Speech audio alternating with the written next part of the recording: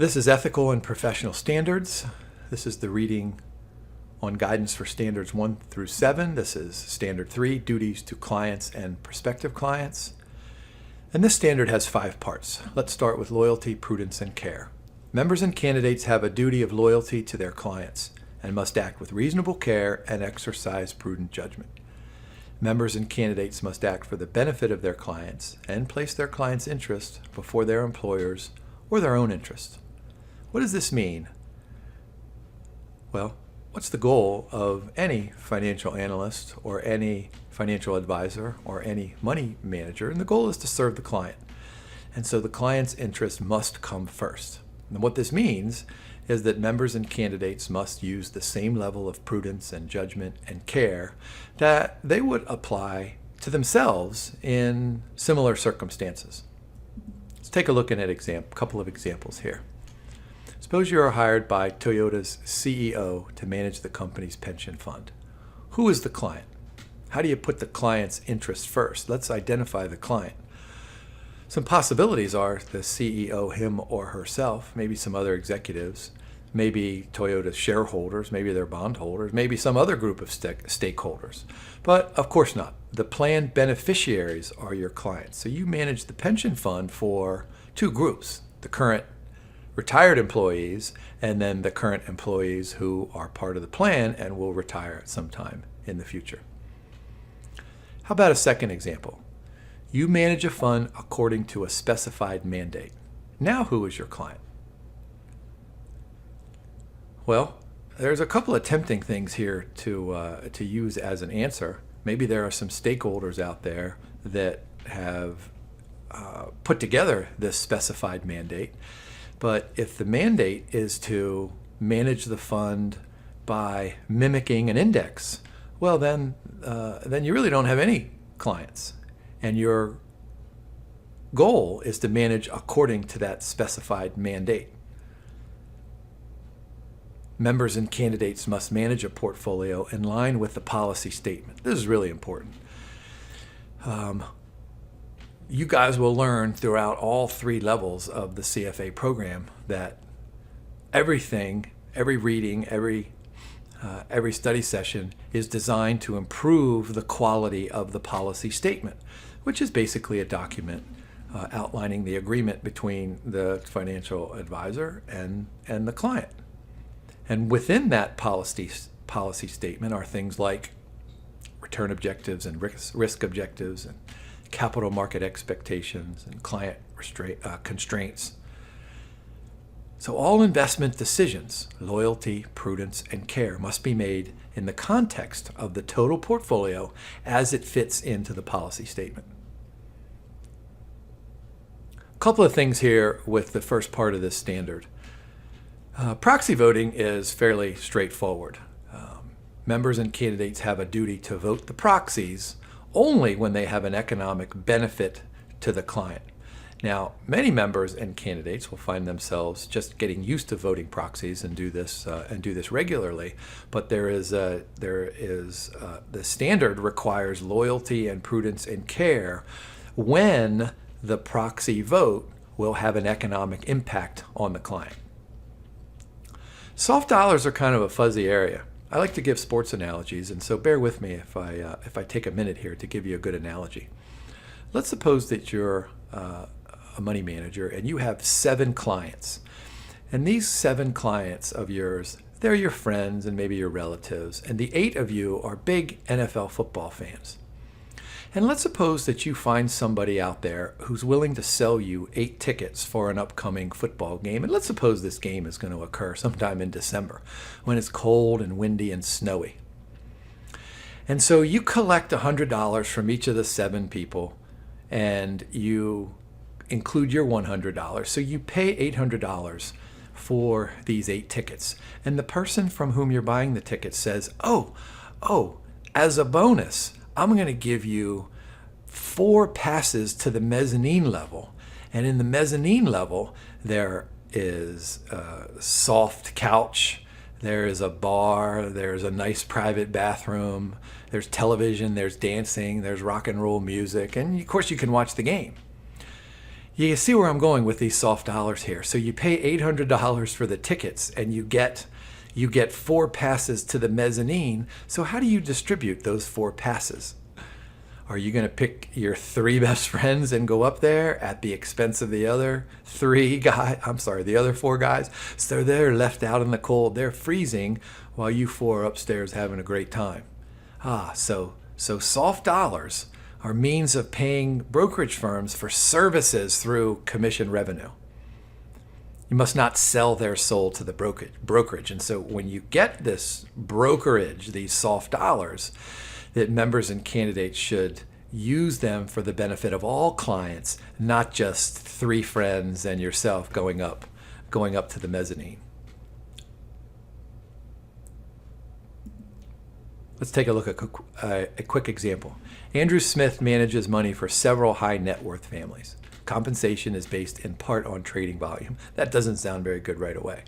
He trades excessively for his accounts, but all trades are suitable and appropriate for his clients. So that second part sounds interesting, because if you go back to the policy statement, and the policy statement says something like, Andrew Smith, we've decided that blue chip stocks and maybe income stocks and maybe double B rated bonds are appropriate. And so Andrew's trading for these kinds of securities for a client. They might be suitable and they might be appropriate, but there's the trading excessively, which then is a function of his compensation. So has he violated the code of ethics? Of course, using the assets for his own personal benefit.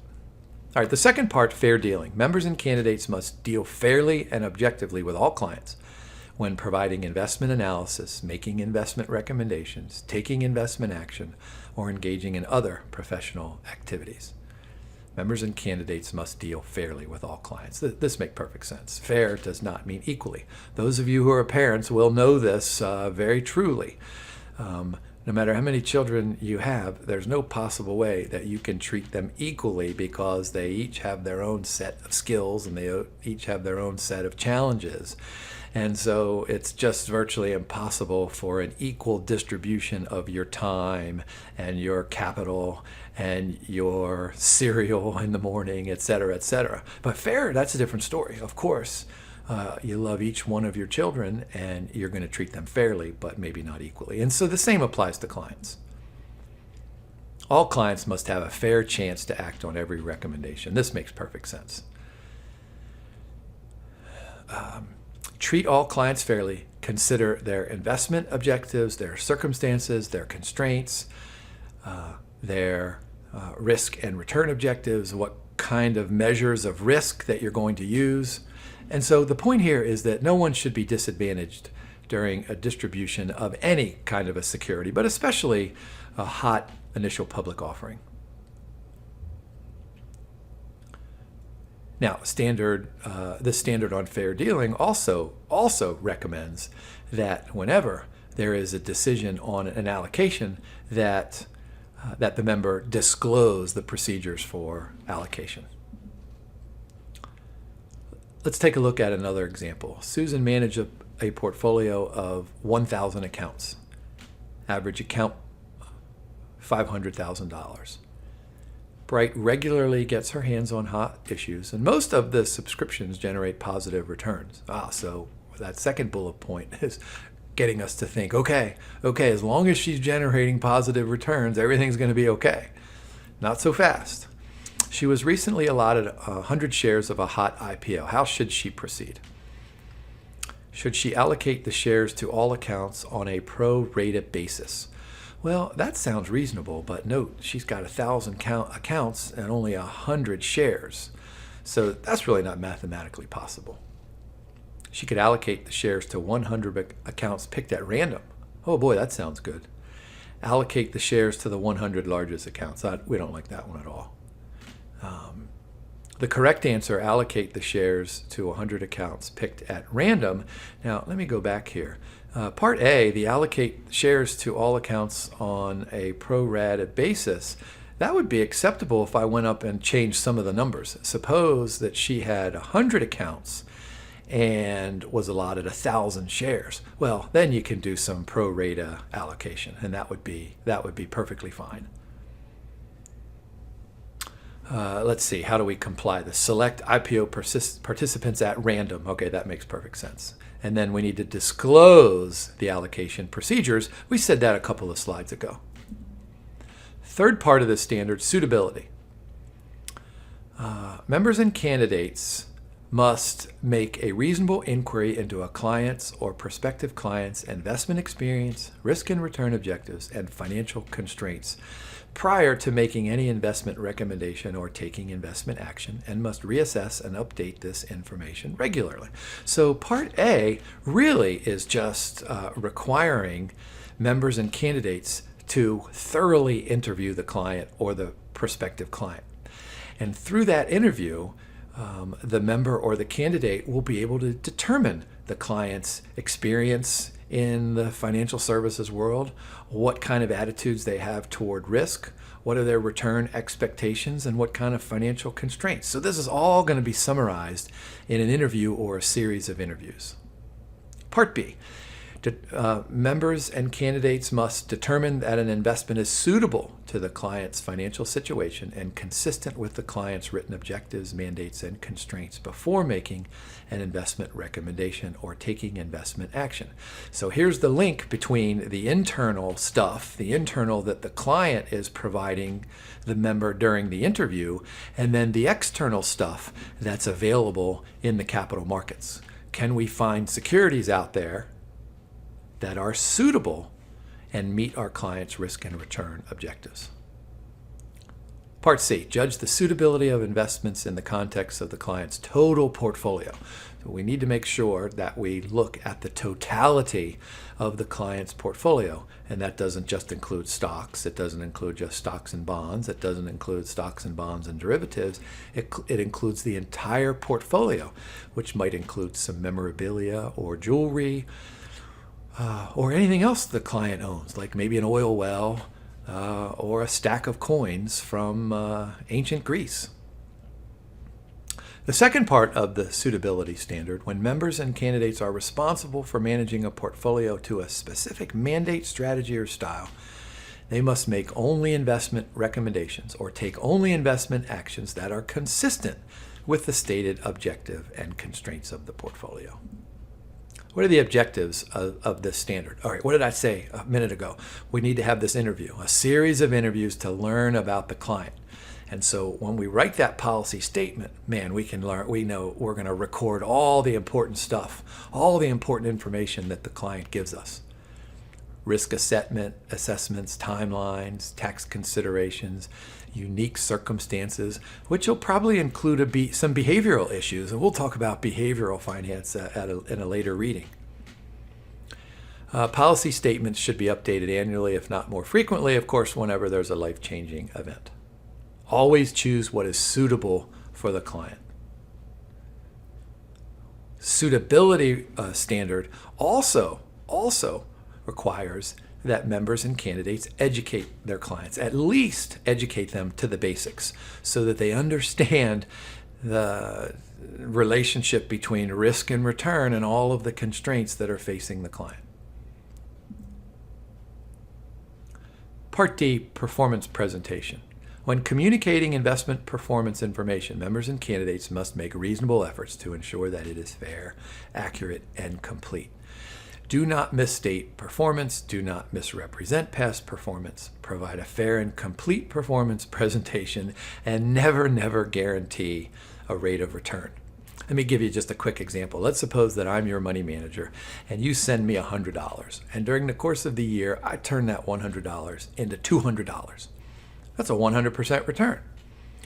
And then during the second year, I somehow managed to turn that $200 back into $100. That's a minus 50% return. But if I take the average return of 100% and a minus 50% is a 25% return. And so I could come to you at the end of that second year and say, hey, I averaged a 25% return over the last 2 years. And you're going to look at me and say, wait a minute, I started with 100 and I ended with 100. What do you mean 25%?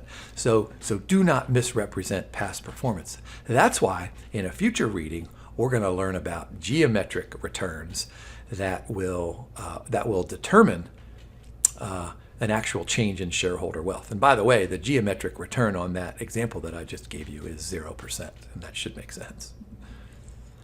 All right, how do we comply with this performance presentation? Consider the audience sophistication. Of course, sometimes you'll be presenting it to clients who are highly educated and some who are not. Use performance of the weighted composite of similar portfolios and include terminated accounts as part of historical performance.